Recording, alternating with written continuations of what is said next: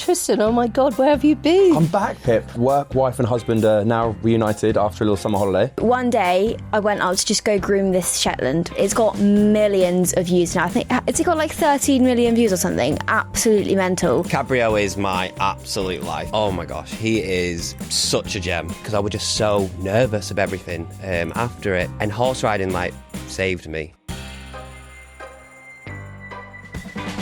Welcome back to Talk Horse. Our gallop through the highs and lows of the equestrian world. I'm Pippa Funnell. I've been eventing for many years now. I'm also an author of a series of children's books, and I am one of the hosts of Talk Horse. And I'm Tristan Phipps. You may recognise me from Made in Chelsea. However, I'm actually a trained safari guide and also a co-host of Talk Horse. So we're really excited to bring you lots of guests from the horse world over the next coming months. Tune in and hopefully have some fun and send in some of your questions. Absolutely. Series 2 of Talk Horse has landed. And we've got some very exciting guests today. Some stars from social media.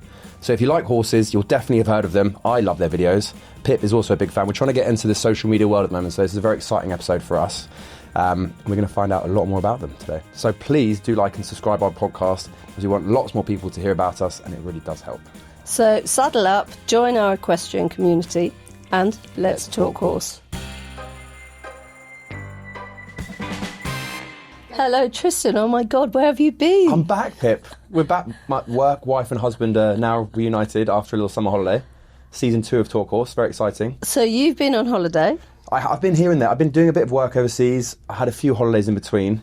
I'm sure you've been incredibly busy with retirement, which didn't last very long at, I have to say. Well, I wasn't committed to it, and that's why. You did caveat with that, to be fair. But I've, yes, like you, well, I haven't been on holiday at all. It's been very busy.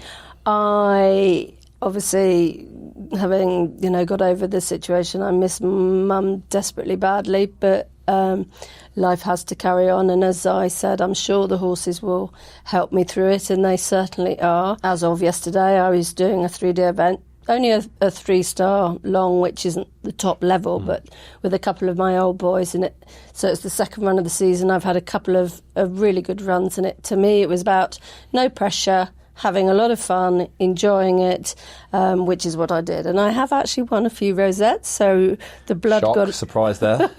The blood was up enough that I was happy enough to run a bit quicker. And then the other really exciting news, which I sound very enthusiastic about, but I bought a horse out of one of the Billy Stud auctions, a little From your own auction?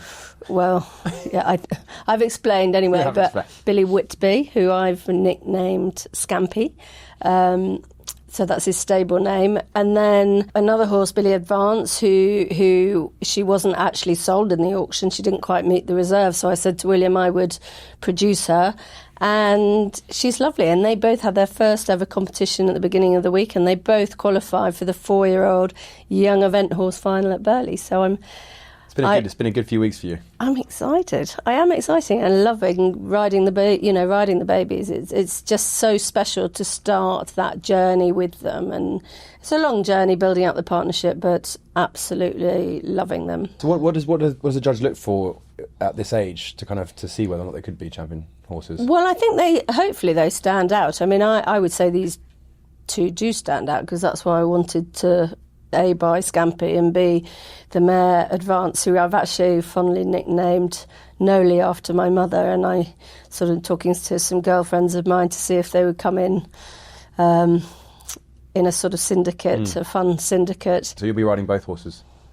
Yeah, hopefully. If they come off the truck really feeling a bit, there are lots of people around, and then I might think, oh gosh, I'm a bit nervous about it. But at the moment, they seem good, and they were beautifully behaved the other day at their first competition, and yes, the mare Noli, as we call her, she won it, and Scampy was fifth. Strong prestige already. For me, I mean, it's about the production, because I'm realistic that probably the time they come into the top level competition is round about not 9, probably 10. Yeah. So realistically, that's 6 years' time, and I will be probably midway through my 60s or just under. So 50s. I know. So I'm looking at either I'm doing it to produce them for someone else to have a lot of, fun on. Or, we'll see where it goes. Listen, 10 years ago I said I'd never be eventing we've heard this now. Before. You'll be there. No Amazing. decisions being made. I've chatted far too much about me, like I do. What about you? What about me? What are your plans? What are my plans? So, I'm delighted to be back in the closest I get to the saddle, which is Talk Horse. Although we are actually discussing... There might be something, watch this space. Yeah, I might have signed up for something that I'm not sure about, but I think it will be hilarious for Pip, a lot of fun for you guys, and very educational for me. Let's not give it away. Not too much. Watch this, or listen to this space. Listen to the space. So are there rumours about more trips to South Africa? Absolutely. So I have built what I think is the perfect safari, which I'll be hosting in October. We've got 8 spaces available. We've sold 4 of them or so there's still 4 spots. So if you fancy having a little holiday in October with me in the bush, it's on the cards. I built a rhino expedition safari, which is an offer. A serious opportunity to really connect with the beautiful part of the world. Walking safari, sleeping under the stars, caring for orphaned rhinos, training to be a guide, that sort of thing. So very excited for that trip, which is coming up. And the invite is there, Pip, if you do fancy it. If you can get away for 10 days to Africa. Do I bring my husband or not? Absolutely. I think probably... I think he'd enjoy it. I think he would love it. So I know you're obviously incredibly well-versed horsewoman, but I believe that there's some form of transport that you're not particularly strong with. Is that right? Tristan knows I'm a proper country bumpkin. So I asked Charlotte, the producer, to send me what number bus to get on. Mm-hmm. If I couldn't find a taxi. Well, I couldn't find a taxi, jumped on the bus. And I haven't been on a bus since I was... I think probably 17 years old when I left address on number 22 bus in London. And that was my last experience. And I said, is this going to... I didn't know where it was going. So luckily, a very kind guy behind, just sitting there, said, it's all right, love, it's going to Kennington Park. So I was relieved about that. Then I thought, oh no, how do I pay? And I said, so I went and I said to the driver, ticket, and there were all these people looking at me, and I clearly looked like I hadn't been on a bus before. And so this very kind gentleman said, put your card there. So I managed that. And then I said, well, where is Kennington Park? And he said, well, you press a button when you want to stop. And I said, well, I don't know where it is. And he said, well, it's the next stop after me. Yeah. And he said, but you have to press the button. And I looked sort of a bit confused still by that. When it got to his stop, I thought, well, it's not getting off. And he said, I'll stay on to make sure you get off the bus at the right place. To make a friend that quickly in London is a very it's a strong feat, because usually people ignore each other on public transport. So he was very friendly. And then I got off the bus and he got off the bus, and luckily he walked the other way. He's actually in the podcast studio now. We've invited him up. Yeah, if you're listening, thank you so much. You have to be looking quite confused for someone to stop in London and help you, I feel, because... Listen, it's all right for you who gets the flash car pickup from your home.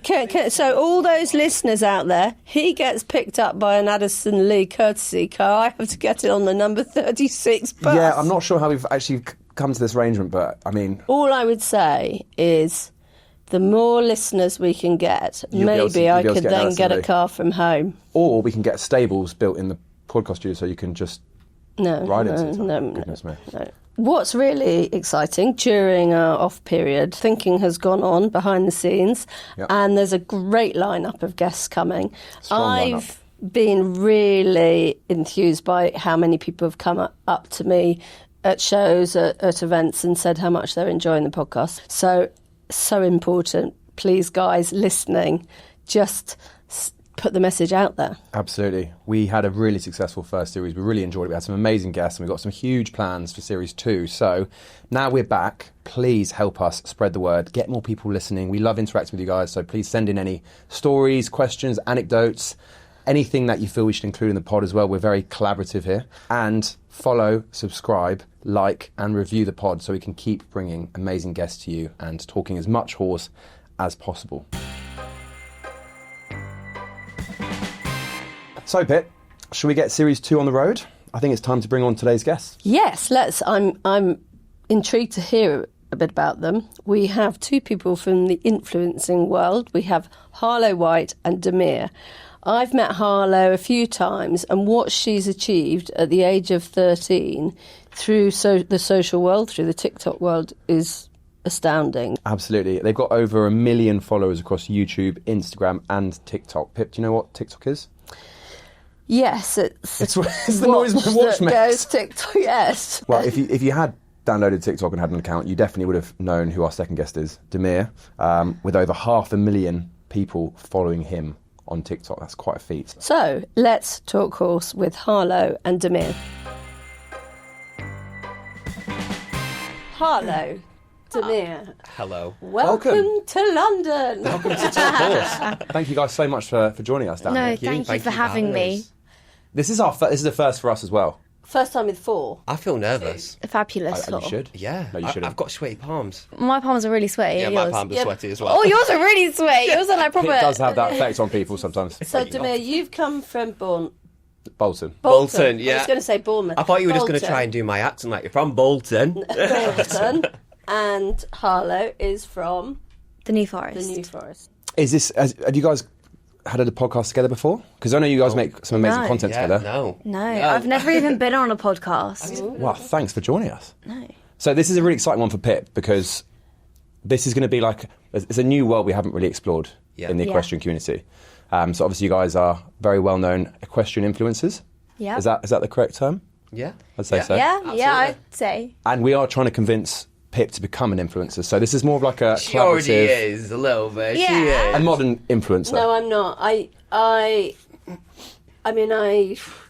It's not that I want to influence. Well, do I? I mean, I am keen for people to know about my children's books. Yeah. To know about Talk Horse, but no, I actually don't like a camera on me particularly. I don't mind if I'm going cross country or riding and I'm not aware of it, but I'm not very good. My arms aren't long enough for selfies, basically, because they show up too many wrinkles. That's when the tripod Nonsense. comes in. Right. Well, I just feel maybe I'm a bit too old to it. I let No. the youth. No, never. Youth do. Absolutely not. No, I've seen like people on TikTok that are way older than you, and they are rocking it. They're in the millions. Yeah. They've got millions and millions for real, of views. millions and millions, yeah. And they're There's doing still hope. all the TikTok dances, There's still everything. hope. Yeah. If you think I'm going to start doing TikTok dances, Oh, please. I would love it. I'll do riding lessons with you if you do TikTok dances with these guys. Yeah, How I about think that? we have to do a TikTok at the end. I think we we should. do. oh my lord. Here we go. Here we So the go. influencing starts today. Yeah. Okay, listen. Let's start at the beginning. The question we ask always. Yeah. You always Exactly. do the Obviously, first question. This is an equestrian podcast, and Yeah. we want to know about your journeys, how you kind of had this amazing success, and what your plans are for the future. But how did you first get involved with horses? Harlow, let's start with you. Okay, right. So when I was little, I'd always loved the concept of horses, and it was actually my mum. My mum got me into it. She did all riding when she was younger, and she still does it now. But I'd always loved it, and I'd always had like toy ponies and stuff when I was little, and I'd always loved the concept of me like being not being an influencer, but being just having my own YouTube channel. I'd absolutely loved it. Like I've got videos on my old iPad of me just sitting in front of my iPad, like thinking that I'm this massive YouTube star when I was like 5. It was hilarious. So one day I went out to just go groom this Shetland at a yard, and I was like, Mum, can I please do a video, like in my little 5-year-old voice? And we did it, and it's got millions of views now. I think it's got like 13 million views or something. Absolutely mental, of me just grooming this Shetland. Then I'd never had my own pony. I was just riding friends' ponies, like just having like a nice fun time with them. It was like just playing with my friends' ponies. And then when I was 9, we'd just come out of lockdown, and I think it was my mum's birthday, and she actually went to her friend's yard to ride one of her horses out on the forest, and she came back that night and she was like, I think we should get a pony. And I remember it so clearly. I just got up on the kitchen table and just started screaming. It's always been quite shy then. But then we spent about 6 to 8 weeks looking for a pony. We'd gotten let down on so many ponies, and then we found Popcorn. A lot of Popcorn is he's the reason that I'm even here. And for the first few weeks that we had him, we didn't do any videos or anything. We just kind of spent loads of time with him, and then my little influencer instinct self kicked in, and I was like, I want to make videos, and then we just did it for fun, like with no expectations at all. But since my mum was a photographer, she had all the camera equipment, like she kind of knew what she was doing. That's handy. Yeah, that is very handy. So we started filming a video, and then it just carried on, and it just excelled overnight. And I was like, oh my God, this is the best thing ever. And then that started in 2021, and here you are today. Here I am now. Yeah. So there was never any expectation to kind of make this. I mean, Oh, when no, I say career, no, I mean, no, I no. definitely didn't have a career when I was 13, so it's incredibly impressive how far you've come already. But so this was always kind of a fun thing, and then just snowballed. Oh yeah, and like started- it was never expected, like at all. I just wanted to do it to just have a bit of fun. There's so many more questions I want to ask. How do you find it? Kind of, do you still feel like, you know, this is what you want to do, or is it kind of more that you've wanted to change into? Oh, or yeah. like, 'cause- Or do you want to influence? What you want to do Like, first? I never ever want to give any of it up. Like I love the like the horsemanship side of it with the ponies and the bonding, and then I love meeting like my fans, filming the videos, having a good laugh with my friends on YouTube. It's like amazing. I'd never want to take any of it away, and I'd never want to change anything. I've got the most amazing fan base, which is absolutely incredible. well, they've given you the opportunity to pursue your passion in a way Yes, that kind of. absolutely. And you know, the world is changing so quickly. Oh my gosh, it's influencing thing is evolving it's overnight. huge now. Yeah. You know, it's an amazing time to be involved. Demir, let's Mine's a little bit deep. Mine's not actually like that cutesy, and you know, it's a little bit more on the deep side of things, really. So my mum has always had horses all of her life, and being truthful, she always used to try and get me into them when I was younger. I never really took to it. I was just more interested in going to school and having friends and stuff. And then when we was 9-year-old, we had a huge incident happen at our home, and 5 men broke into our home where me and my mum were in. Sorry, Harlow. Can I talk about this? Yeah. if you're happy to. Happy. 5 men broke in and tied us up and beat us up and held us at knife point. Yeah, and Yeah. it was a huge. It was where I live now, and it was a huge part of my life where I had to have counselling. You know, till I was Absolutely 18. terrifying. Yeah, you know, my mum was all over the. It was like I'm downplaying it. It was like a really big incident.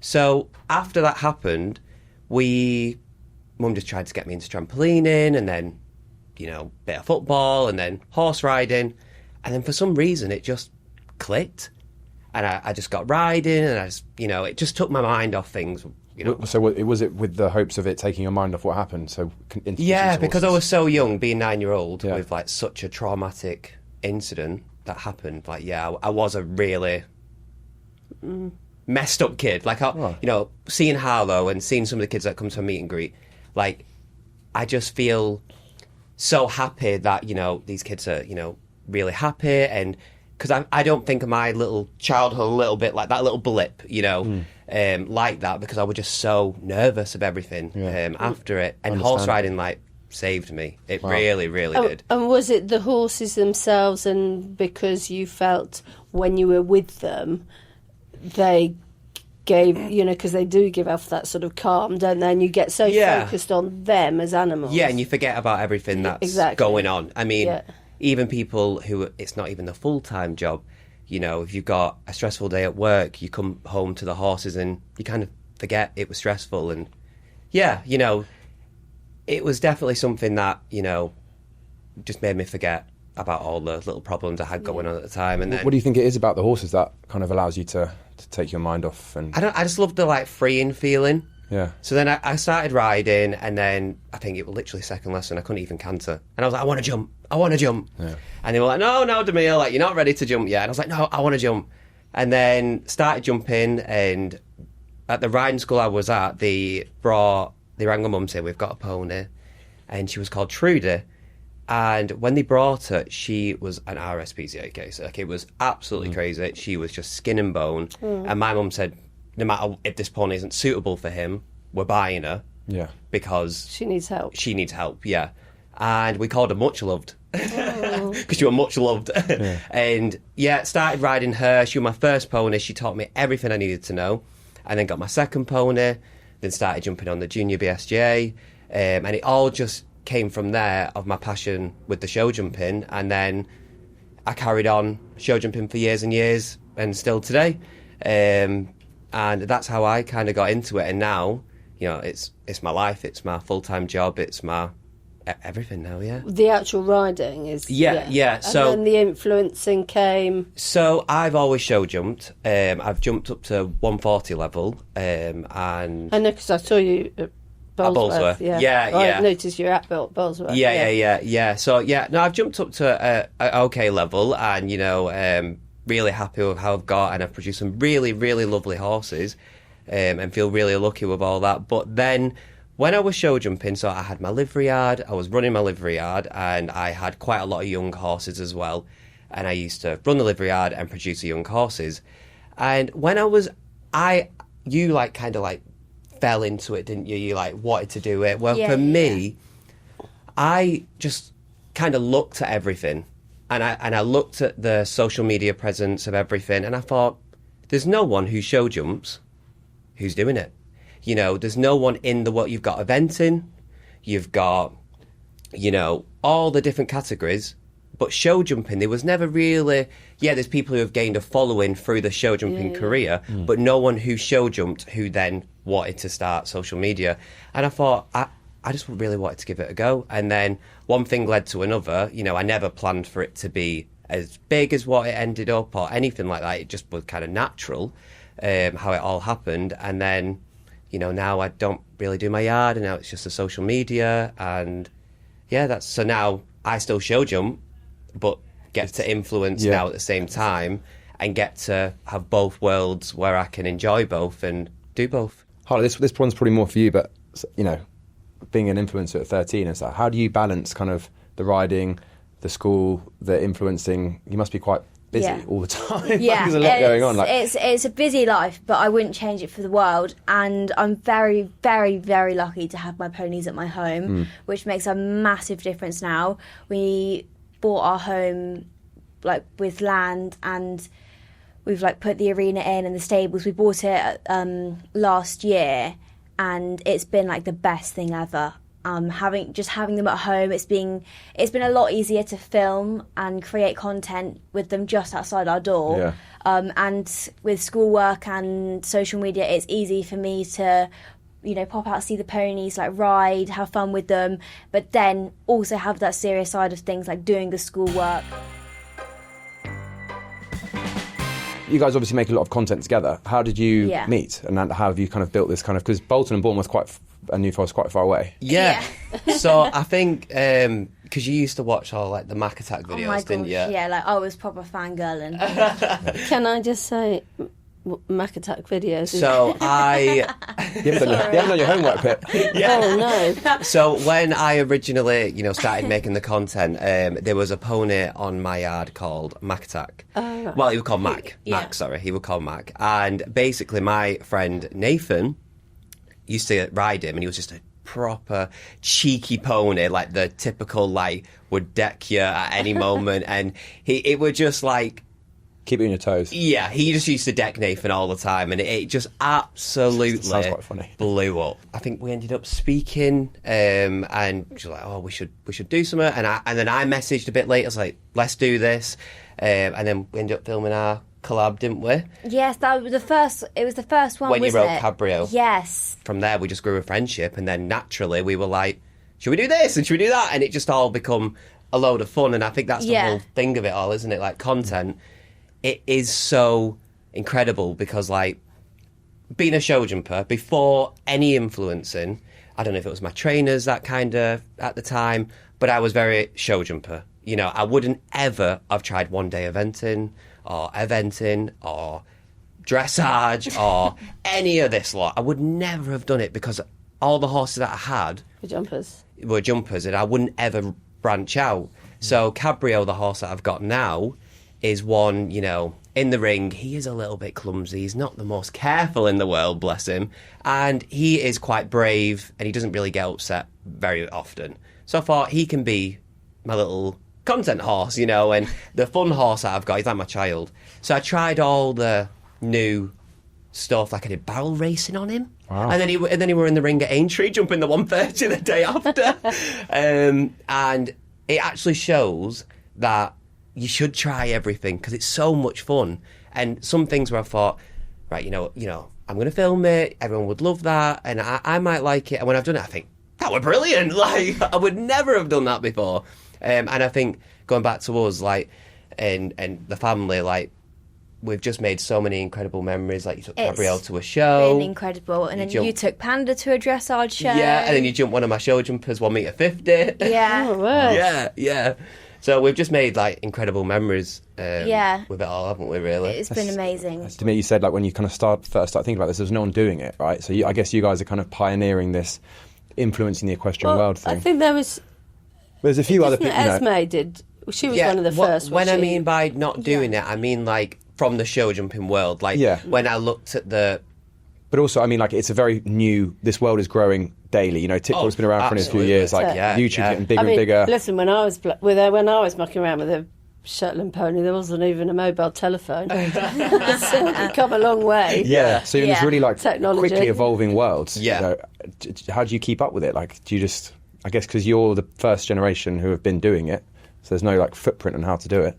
Well, with me, it's a bit different because like I've never done any of it before YouTube. Like it blew up as I started riding more and more. Yeah. So Hallow's trained. She's a pro. Because it is. Because I mean, you've done really well in your showing, and you know, I I've bumped had into you at incredible Hicksted, and you had another sash on. And I have won my another blue class. sash on. But thank you. Good. Round of applause for that. But when I think the YouTube has grown, like with me and my riding abilities, whereas like with you, like before, it was like it were kind of like I've always done what I've been doing, and then now it's like the same, but with with more eyes on you and opinions a little bit. Exactly, because it must make you quite a bit more nervous when you go into the ring and you think, oh my God, so many people are watching me. I mean, I know I get nervous and I'm not like you guys, you know, but it's nerve-wracking sometimes. Oh my God, you don't want to. Yeah. But I suppose there is an element that when you go in the ring, you actually, even if you don't have a great round or something happens, that's what happens in sport, and actually people can relate to your bad rounds. It's real. I found, just even from Facebook, you put a good round on and you put up what an amazing result and you're thrilled and you get X amount of followers. I remember years ago I put a picture of me sat on the floor at the trout hatchery at Burley having fallen off. Yeah. And reached far more people. Oh, yeah. And it's, I think as well, because I'm like that bit younger. A lot younger. About 15 years younger. But I don't like necessarily think about the pressure as much, and I'm quite like before I broke my ankle, I was super gutsy. Like, well, when I jumped that 1.50 on your horse, I was and you hadn't been to a BSJ show. I put her on Cabrio, who's like 17-1 hands, you know, and I was like, are you nervous? Because, you know, it was the first BSJ show. She's like, no. And I'm like, I'm like sweating, you know, I'm really nervous thinking, Cabrio, you better be good. I look after her, and then she just cools a cucumber. Like, it's wild. She just is so cool with it all, where I'm like running around like an headless chicken, like... I have gotten, ever since breaking my ankle, I have gotten a little bit more precious about not what I do, but how I do it in a way. Yeah. Like, I won't just be as not as gutsy as I was, but I'm a little bit more wary. I wouldn't say nervous, I'm a little bit more wary. Like, seems like 10:30 that happened as well. You have to learn from experience, and I mean, you know, the older you get, the more experiences you have, good and bad. Yeah. And you do learn from those bad, Yeah. whether it be falls or breaking a limb. And it's important that because lessons learned like that are very, very valuable. Yeah, it's a big lesson, and it's like, it's almost fate saying to you, like, you've got to... It's from that. Just telling you to be not a bit more sensible, but a little bit more like... calculated risk.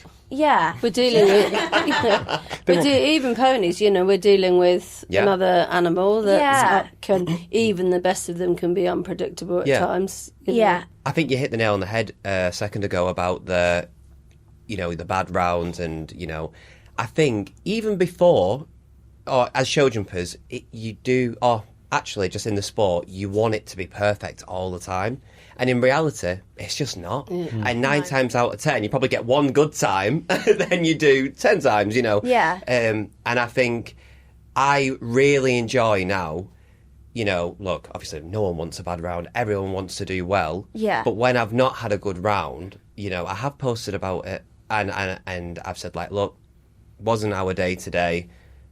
And that's okay. You guys have got so many followers and so many people who follow your journey. For both of you, what are the key messages? Because we've very much about, you focus on partnership and doing right by the horse. What are the key messages that you try and communicate to your followers in terms of welfare of horses? Just show the good, bad, and the ugly, because a lot of my my viewers, they're just like me. Like, they've got naughty ponies. They've got ponies that have a stop in them, like have a buck you off, like that are naughty, that they're not foot perfect. And I think it's just showing, like, just trying to reach out there that not everything is perfect. You're going to have bad rounds. Like with Rolo last year, I got him to hoist, but I was getting, like, he was refusing. I was having some, like, eliminations, like, and you've just got to just show everything, I guess, because whether you show it or not, it's going to get out there. So just show it yourself and just be really honest, because it's the best way to be. Yeah. And then what about your actual ponies? Because obviously, Popcorn's obviously your first true love. He's my little soulmate. And then you've got Popcorn, and then you've got what's your grey pony called? Your lovely grey pony. Or is that Popcorn? No. So Panda's the one that I had a lesson with you on. That's right. How's Panda? Panda's very good. Panda won RI. That's the one you got. Yes. Right. This is at Hickson. RI is Royal International. Yes. I've been a host of a horse podcast for a year. Things like little. Popcorn is like he's my little soulmate. He's my absolute. He's just like. Well, he's the boss. Cabrio is your favourite. Cabrio is my your absolute life. Yeah. Oh my gosh, he is such a gem. Like, such a gem. He's it's incredible. so nice to come across like such a big, friendly giant, but also can. Literally, like I said, one day he'll be barrel racing, and the next day he's show jumping. And I bet he actually really enjoys the variety. He loves it. He actually improved his show jumping because of the.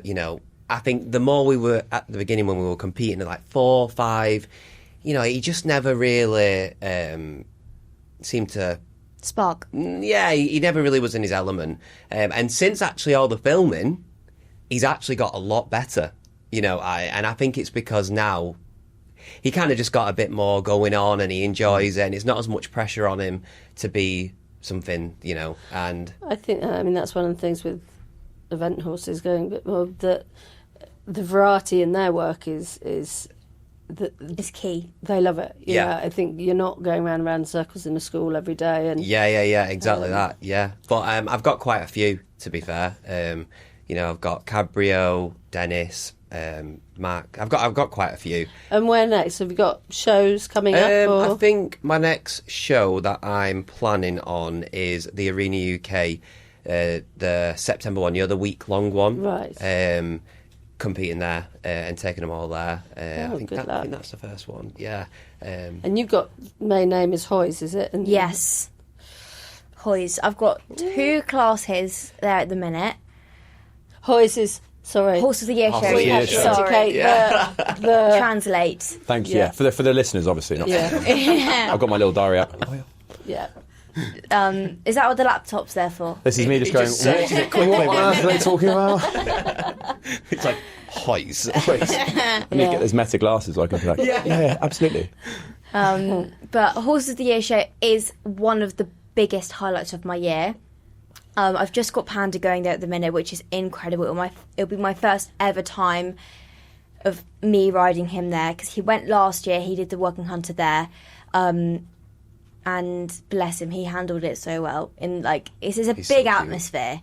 I don't know how it's going to be this year, because I'm going to be quite nervous myself, because it's my first time ever doing like a proper big indoor show on him. Sounds like you'll be pretty Sounds very good exciting, coping with the nerves. I think you'll be all right. Yeah. That when I think Hoys and London International Horse Show, those are the two shows that I do get nervous for. It's exciting. What for both of you would be the ultimate dream and goal in the career? You never know how long anything's going to last. You know, and I'm very real with that. You know, at the end of the day, you might be extremely hot topic, but there's always something new and someone, you know, coming behind you or anything like that. You know, I always just want, again, people to know that when you go in that ring, you're a team and it isn't your fault. It could be the horse's fault that day. You know, not playing a part. You know, they're only horses like humans. Sometimes we don't ride amazing. And, you know, that it is a team effort and to just enjoy it. So I think if I can inspire a lot of people in that aspect and know that, you know, just to go in and enjoy it and, you know, it isn't the horse's fault, but it isn't also, you know, like all that, then I think then I'll be really happy with that. What do you reckon, Harlow? What would be the I mean, that's you've achieved so much at such a young age already, which is amazing. But for me, this is going to be quite an unpopular opinion, but personally, I wouldn't want to go like big. I would never want to go to the Olympics or anything like that. The pressure of having your whole country. It sounds like, though, you don't suffer from nerves. I'm terrible with nerves. I know, and I but went to the Olympics. Walking into that ring at the Olympics. It's terrifying. I can't even imagine feeling that you've got your whole entire country. It's wild. The world Yeah. watching you. and you're just there riding around. It's Well, not riding around, stressful. you're I bet you- sweating, but Yes. I honestly couldn't. I'd actually love to know though how it felt. Like going doing that. Like, could you imagine if you were vlogging that? Well, again, they didn't have that in those days. With my first games I did in Sydney, they didn't have things like vlogs. And I mean, that was in 2000, so that was 25 years ago. But how does it, like, genuinely, how does it feel? It's nerve-wracking because and do you know what hit me? One of the biggest things I'll remember afterwards was coming back and the dustbin men saying they had loved it and they'd followed it and they'd watched it, and then it really hit you that the Olympics is one thing that draws everyone to watching it. And I really remember that very, very fondly. And you realise when we talk about badminton being Ames or World Equestrian Games, that's very much within the equestrian world, whereas the Olympics is everyone. I mean, you really have to channel and so focus and get rid of the nerves when you're on that field of play. That's where all the many years, hours of training that you just you haven't got time to think when you're riding down the centre line at Olympic Games. Oh, the dustbin men are watching from Surrey. What were you thinking about when you rode out? I don't muck the up this dustbin men? first hold. And you say you can't see yourself. But how do you know? You might get that horse. You might get. So I think you're too young to say that. I really do. I think, you know, you don't know. I already know I'd never want to go do 5-star or anything like that. I couldn't. Like, going out of that stop, it's so dangerous. And I know feeling and just knowing that it's like that much pressure and it's that dangerous. I don't know how you do it. I tried one day event. I was eliminated twice. shaking in my boots doing my first event. I know, but and that was 70 centimetres. I was shaking in my boots. I know, but actually, maybe I shouldn't say it because I've seen some of the footage that you guys do having fun, and I think it's great to have fun, bareback or whatever. And I think we had a conversation with a previous episode with Shane Breen saying that actually for kids and youngsters, it's so important to have fun with your ponies. Mm-hmm. And I really believe riding bareback and playing around teaches you more about natural balance than I could teach you standing in a school. So there's a very positive to that. But you still can, if you're working with horses, for sure, we try and do everything to make it as safe as possible. But bottom line is, whatever we do, it's dangerous. Yeah. So you might as well go to the Olympics and do it. Yeah, exactly. But I don't know how you do the eventing. Honestly, those jumps are Don't get me huge. wrong. I do want to do a lot of eventing next year and this year with Blue, because he's been to badminton. He's been there doing the 90 and the 100, so he knows a lot more than me. So he's going to proper cruise around, and I'm just going to be sitting there like a little sack of lemons, like, oh, but this is really scary. But we were talking, it's all it's the steps up. It is so the steps small. up. If you're thinking, look at the Olympics, and I could never jump into the lake at badminton, but you have to. You wouldn't know, but when you're on that journey with a young horse, they're starting at that level. Yeah. They don't go up, they're starting at such a small level. And to me, you don't go up that next level until they feel so confident. And then when you do go up, they either take it on board and they love it, or you think, well, actually, they're giving me the feeling they're not going to go on. That's up what level. I did with Cabrio. Well, I tried the one-day event only twice with him. And with the cross-country, I tried to do it with him. And like I said, actually, he does not care. Since I've had him since a 3-4-year-old, and he's never blinked at anything, And the cross-country, he just couldn't, barrel racing, do a backflip off him, go in the main ring, show everything. He takes it cool as a cucumber.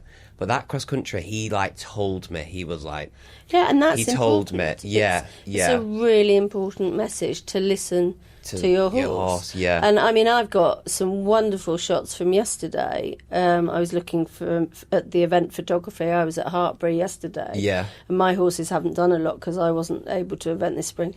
And the expression on the horse's face, if someone was, he was absolutely loving it. He was loving it. I mean, and that's the thing. But you start from the beginning, and they either do or they don't. And I would be absolutely the first to go, right, okay, he doesn't want to do it, and I wouldn't want ever to put a horse in that situation. But so it's all about partnership, trust, confidence, for sure. And little steps. And if they lose a bit of confidence, then you go back down again, which is like people. Yeah.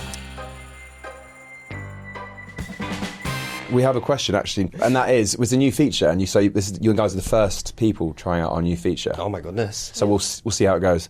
But and this is quite a mouthful. We're looking for top tack tips.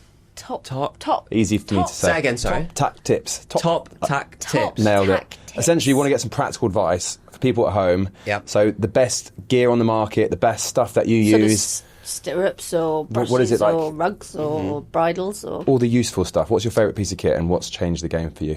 So one of my favourite things, it's not really tack, but it's like a tip. Nice, that works for us, definitely. Okay. It's a tail bag. It's actually so funny because our ponies just trot around with the tail bag. It's not funny. So basically, my ponies will go around with and the other day I was bathing for a show and I couldn't find my tail bag, so I took a carrier bag from the kitchen. I think it was like a monsoon or an accessorised carrier bag. I was hoping for something like M&S or Asda carrier bag, something a bit more bougie, but it was an accessorised carrier bag. And because Panda's got such a white tail, and I have it's like my passion to keep it white and fluffy and thick. It's like his tail is my child. Can I just ask, what is a tail bag? Just asking for a friend. To that. Fine, sorry. So it's actually wild. Because is it an Asda or is it accessory? Well, I did notice at Hixie because Panda's tail goes on the floor. It drags. Wow. So if it got drags mud, about this much. It's really long and it's very white. So to keep it clean... I didn't even know that. I didn't even know his tail was that long. It's always in a bag. Is he a mountain in the morning? Is that why you grow his tail so long? Yeah. Right. So there's this bag. So you plait the tail like... And then you put it in the bag and then you put the bag up the tail and there's a little Velcro thing that you put through, like you loop through it and then you Velcro it on and it's elastic. And it's waterproof and poop-proof. That is a good top tip. I don't think you need to worry about getting one of those. Maybe later on down the line when I kind of if you get got your serious. hair out and you want to keep it clean. Smart move. Yeah. And It's it's like not- a shower Smart, not cap, hard. shower cap for a horse. Yeah. Demir. Very clean ponies. If you didn't know, she's got a routine. I do have a routine. Wow. Um, I'm taking all these down. I'm trembling. I don't even know. Can I give you my top tip? I always try to aim to ride my horses in a snaffle for sure. So we'll go with definitely that. But What's a snaffle? I mean, I'm really lucky. I have. It's Tristan's saying, for those listeners, he's saying what's a snaffle, which just proves he hasn't read the whole of the Pony Club manual. I'd like to interject because you failed the first Detention. question of the Pony page 1 of Pony Club, but you didn't get that shut question up. right. Yeah, here we go. He's in detention. But yeah, I do have amazing grooms at home. So, you know, I definitely, the magic would not happen in the ring if it wasn't for my grooms. Big up Lucy and Ellen. One more question before we finish. Yeah. This is a bit of a takeaway for our listeners, who I'm sure have got a lot to take away from this episode. It's in a lifetime of working with horses, what is your best piece of advice to people at home who live with or love horses? So what inspiration would you give to any equestrian community members? I think probably like what I said before, you know, never blame the horse, you know, blame yourself. Don't blame yourself. But, you know, be very, very cautious that, you know, horses are just horses, and always please be mindful of that, because I think that's really important. You know, we don't want no bratty people being like, my horse didn't do this, you know. Gotta remember. And I think just to enjoy it, you know, life is so bloody serious. Like, let's just have a laugh. The horses love it as well when you just chill out and have a lot of fun. And I'm listening to my own advice here. And enjoy it. Enjoy it, because horses will give you memories that nothing else can. You know, you can go and look at the most beautiful places, but I can tell you the feel that a horse gives you and that the love that they give is incredible. So I would say just enjoy it and let your hair down. Great advice. I love that. Horses can give you memories that nothing else can give, and You need that tattoo, I'll don't second that. Yeah, I should do. Yeah. For me, I think it's just like, I'm almost gonna not copy what you said, but you've just got to as like chase your dreams, but don't like Take it too seriously. take it too seriously. Like, go and, you know, try the hardest that you can, but also at the same time, like, they're animals at the end of the day. Like, they can't just go out, like, be robots weekend after weekend after weekend after weekend. Like, they like just do one job, like, continuously. They can go out, go to the beach, go do like a fun holiday, like go to just do something fun, because they don't need to just be doing the same thing all the time. And I think that with my ponies as well, they have a very varied life. Like I say, I do a lot of showing and working hunter, but at the same time I do a lot of just fun, really unserious. Like, I mean, I've made Popcorn's main rainbow before. Like, I do a lot of fun stuff, and that is what, like, having a fun, proper childhood pony is all about. Like, having fun. Emily, I hope you're not listening to this podcast, because I don't want to come home and find all my horses with rainbow names. Well, thank you guys so much. I think that was a fascinating episode. I'm really excited to see where the journey takes you, and kind of, because you are the pioneers of this kind of social media world and the equestrian world, so I'm really excited for both your journeys. Yeah. Thank you. It's been great. Thank you, guys. Yeah, thank you so much. Thank It's been a you great so one. much.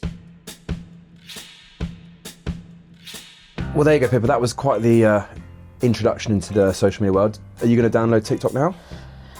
I think it is very interesting. I'm not sure, because I slightly still feel I'm maybe a little bit too old for it. I don't think there's such thing at all. I reckon you'll have millions of followers in no time. I feel like I've learned enough today to help you set up your TikTok. Do I need millions of followers? I just want to get more books out there and talk horse out there. That's a great way to connect with people. We'll do some readings on your TikTok. I had a great episode. A lot to learn. I mean, she's achieved so much at 13. Demir's a lovely chap as well, so... The enthusiasm that they both have is really electric. If you love what you're hearing on Talk Horse, subscribe now so you're always in the loop. Absolutely. And if you can, please do leave us a review. It really helps us. Any stories, any tales from the stables, send it our way at info@talk-horse.com. And do join us next time, because we've got so much more horse talk to share with you. Bye.